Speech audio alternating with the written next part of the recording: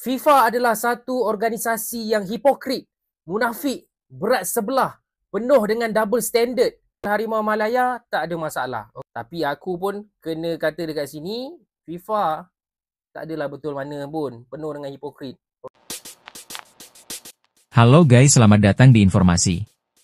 Kali ini saya akan membahas tentang setelah kasus pemalsuan dokumen pemain naturalisasi mengguncang Federasi Sepak Bola Malaysia, FAM, muncul gelombang pembelaan diri di kalangan publik Malaysia. Salah satu yang menarik perhatian adalah sebuah video dari warga Malaysia yang menyebut FIFA sebagai organisasi, munafik, berat sebelah, dan penuh dengan double standard. Dalam video tersebut, sang pembuat berargumen bahwa FIFA bersikap tidak adil. Rusia pernah dilarang bermain pada 2022 akibat invasi ke Ukraina, sementara Israel tidak pernah dilarang meski banyak negara menentang partisipasinya. Ia menuding FIFA bersikap pilih kasih dan terlibat dalam standar ganda. Namun, argumen ini tampaknya salah tempat. Kasus Rusia dan Israel berkaitan dengan geopolitik dan konflik antar negara, sementara kasus Malaysia murni menyangkut integritas administratif dan kejujuran dalam dunia olahraga. Rusia dilarang karena tindakannya berdampak langsung terhadap keamanan global dan tatanan internasional. Sementara Israel tetap diizinkan bermain karena FIFA secara eksplisit menegaskan dirinya tidak ikut campur dalam urusan politik. Sebaliknya, Malaysia dikenai sanksi karena dugaan pemalsuan dokumen, pelanggaran yang menyentuh inti dari kepercayaan dan integritas kompetisi. Dalam konteks ini, FIFA tidak sedang berurusan dengan geopolitik, tetapi dengan persoalan etika dan kejujuran internal. Menyeret isu double standard ke dalam kasus ini justru tampak seperti upaya mengalihkan fokus dari kesalahan sendiri.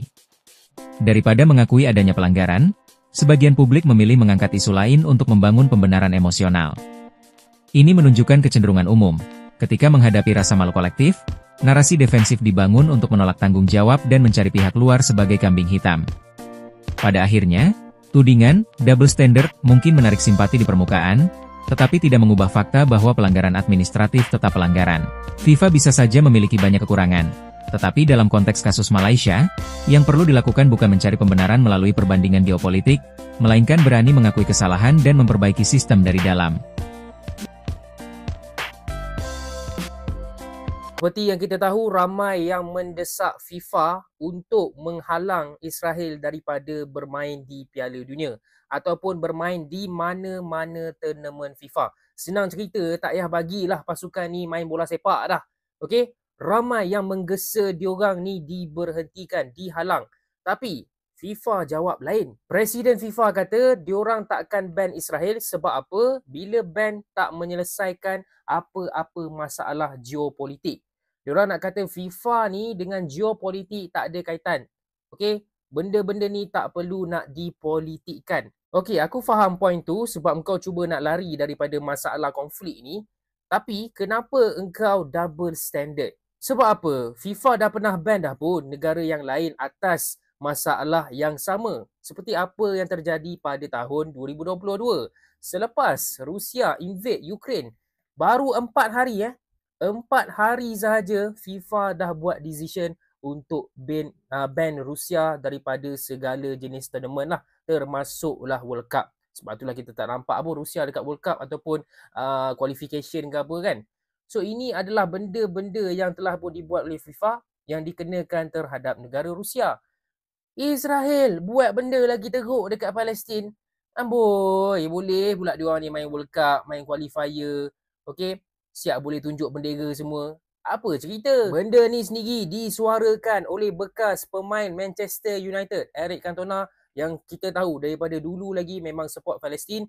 Dia kata FIFA memang double standard gila.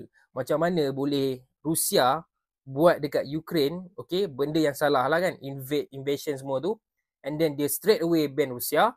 And then Israel buat benda macam tu dekat Palestin.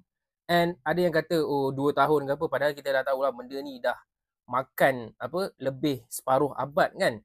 Tapi kalau kita nak kata 2 tahun pun, kenapa FIFA masih lagi tak bertindak sampai ke hari ini? Sedangkan Rusia kau ambil masa 4 hari sahaja. Kalau FIFA ni buta sejarah, tak tahu benda ni bermula daripada tahun 1948, tapi diorang tak dapat juga tengok benda yang berlaku sudah pun 2 tahun daripada tragedi Oktober pada tahun 2023. Aku pun tak tahulah double standard apa yang FIFA mainkan. Alright, kita kena condemn FIFA pasal benda ni.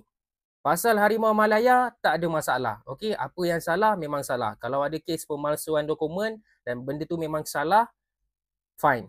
Okey, Malaysia salah, FAM salah. Tapi aku pun kena kata dekat sini, FIFA tak adalah betul mana pun. Penuh dengan hipokrit. Alright, itu saja guys. Macam biasa yang nak support Wibro, tekan butang follow.